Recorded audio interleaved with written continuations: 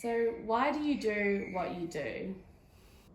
I think for me, the journey started 10 years ago when my son was 2 years old and I was studying my Masters of Education at Murdoch. And I could see that my son was going through this huge emotional world every day, these ups and these downs, and all these things happening in his nervous system. And I was, as a young mum, trying to work out how to help him manage that and how to regulate that. And this feeling in my heart that I wanted him to thrive, I started reading about a book, and it was called Meet Your Happy Chemicals by Loretta Bruni. And I started reading about these chemicals that were in our mind, in our brain: serotonin, cortisol, oxytocin, dopamine. And I was watching my son and I was watching my family members, and I was thinking, oh wow, I can actually see these words on the page. I can see it happening in them and then in me, and going, oh wow, there he is. He's trying to get serotonin, he's trying to be powerful and strong. Yeah. And there's the cortisol, and I'm feeling all tense and stressed, and I'm acting differently to normal.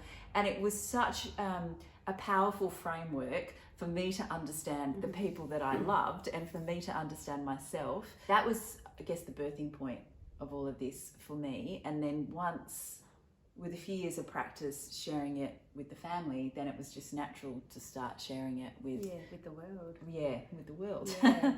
Yeah. And for me, Charlotte's enthusiasm and wisdoms around this and what she was sharing with me was so profound that I couldn't help but come on board and be a part of it. And it's been a beautiful journey where we've very much shared our own life journeys in amongst the training, because we're all human, and what we are training about is very much an embodied sense of what we've been through, and what all individuals go through. There is so much we can do to improve our own well-being and our own happiness, and that part is so exciting. Yeah, and that's where we see shifts in people and their well-being, and that's why I love it.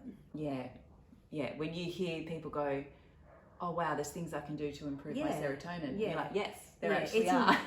You feel empowered. We're not victims of our circumstances, but rather we can be, very much architects of our own well-being.